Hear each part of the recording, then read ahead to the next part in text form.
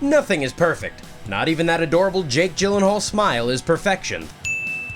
Things just don't work out here and there. The same can be said for Spider-Man Far From Home. Some parts weren't popular in critics' minds. Everybody's a critic, and that includes the binger. The luckiest critics get that verified checkmark on Twitter and a column in a popular media outlet's film section. Well, we're sure curious about what those big-time critics are saying about Spider-Man Far From Home.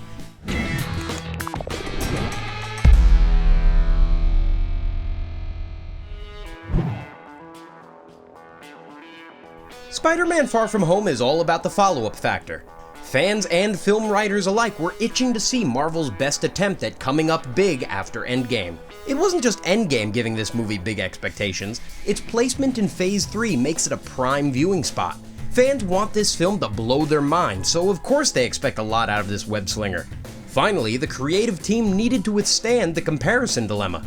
Marvel made a huge financial risk when they made an agreement with Sony for the rights to Spider-Man. No one was into Spider-Man at that moment. They changed people's minds, but we're all expecting bigger and better things. Now they needed to live up to their past film too. It was the perfect storm of expectations that sat on the shoreline of this film's debut, waiting to crash into Marvel and ruin their parade. Lucky for them, that storm appears to have missed.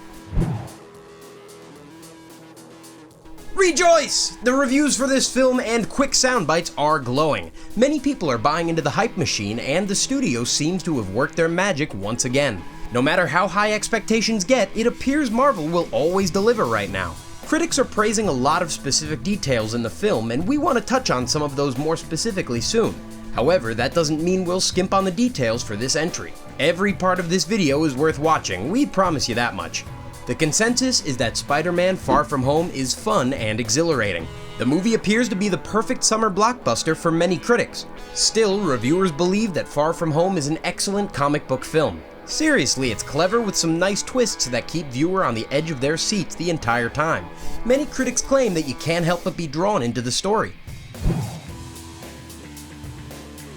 One consistent positive review is the action's set pieces, which is appearing to be more and more common for Marvel films. Seriously, it's like a kid getting participation trophies for their soccer league. No matter what, Marvel is getting praise for something. The only difference is lately it's been a lot of trophies for action sets. Spoiler alert, we're gonna count to 3 for you to pause and reconsider watching this entry. 1, 2, 3. Okay, so battling the elementals is a great part of this film. Critics are raving about the clever use of these monster villains and their connection to the greater plot. For a film filled with nuance, the team finds plenty of moments to let the action swell into dramatic moments of tension. It's a real accomplishment that didn't go unnoticed. Jim Vajota from IGN is one of the writers leading the action set support.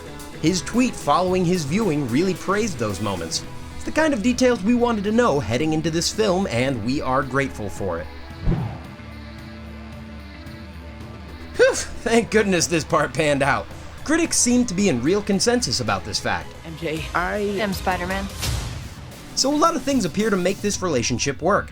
Part of it is the slow pace the film appears to take. MJ doesn't work in a one-dimensional space. She is given her own space to breathe and gives a dynamic performance. It's a breath of fresh air in a series that doesn't always let that happen. Yeah, Tom Holland did a great job too. We don't want to disillusion you into thinking otherwise. Holland was expected to do great. He's shown a great deal of poise in his role. It was the role of MJ and Mysterio that fans were anxious to see. Some of the best news that fans heard from critics was that both actors delivered. Seriously, every other tweet about this film appears to be about Zendaya. You look pretty too. She's a great casting choice for her role, and it clearly shows in this film. Her emotional arc is more complex than the last film, and the uptick in screen time helps a lot. Of course, Jake Gyllenhaal also nails Mysterio. You don't want any part of this. It's not a surprise to hear that he hit the nail on the head with his performance, but it's definitely reassuring. However, many film reviewers believe that Gyllenhaal brings all the complexity to the character that the role calls for, which is incredibly reassuring. On top of their individual praise, many critics are praising the chemistry between them and Holland. Brandon Davis from comicbook.com says that the chemistry between Gyllenhaal and Holland is top of the line, and that Mysterio is one of the most entertaining characters. Digital Spy also refers to the chemistry between Zendaya and Holland as adorable, which is so relaxing to hear. There's no consensus in the minds of reviewers as to the negatives in the film. Don't worry, that's always a great sign. When the critics can't decide what's wrong, then there's usually not much wrong. Take solace in the fact that it's a terrific sign. Some critics, like Brian Truitt and Eric Goldman, believe the film falls a bit short of reaching the heights Homecoming did. It's not that the film is bad in their minds, it's just that it fails to deliver on the large expectations set against it. Which is understandable. Not every critic is going to compare the film the same way, but the overall opinion is that the film is better than Homecoming. However, don't be surprised if you end up not liking Far From Home as much. Clearly, you won't be alone. Comedy is a fickle thing. Sometimes jokes just don't work out the way you hope they will when you write them. Such is the case for a few moments in Far From Home. Critics have noted a few moments where the comedy fails. We won't barge into specifics because it'll lead you to second the scenes. If you enjoyed the comedy in the film, then don't feel like your humor is off. Critics are not the end-all be-all of film opinions. Everyone has their own comedic taste. That being said, it appears that the writers just missed the boat in some spots. Marvel is prone to include a few instances of humor to cut through tension. How long have you been standing there? An hour. Every character is capable of a quip or one-liner here and there. Yeah. It gets a bit exhausting, but it's part of the MCU that sets it apart from other hero films. The only trouble is when the humor constantly fails or lacks any real response in the plot. Funny for the sake of funny is fine, but it needs to make sense. Ben Pearson of Slash Film identified the flatline in comedy, but it wasn't a harsh critique. Pearson merely remarks that some moments fall flat. The film is still funny overall. The best part is even the moments that Pearson and other critics found humorless don't weigh the film down. Fans would hardly notice them, and we bet you won't either if you didn't know what to look for when you watch.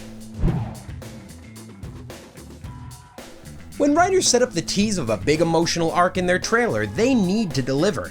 Now granted, the writers don't edit the trailers, but it's still disappointing to see this claim leveled against the film, especially given the setup. Peter just lost Stark, and audiences were led to believe that we'd be getting a deeper look at his emotional state in the movie. He lost his father figure again. This time, the grieving process appeared still fresh in Spider-Man's mind, and that doesn't seem to be the case by the end. Again, it's disappointing to hear.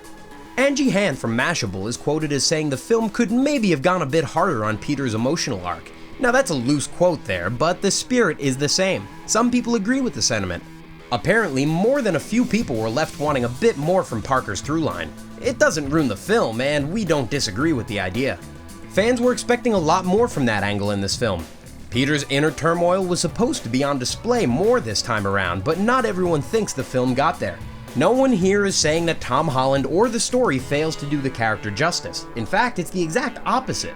Many people thought his emotional arc needed more screen time and processing because it was so compelling.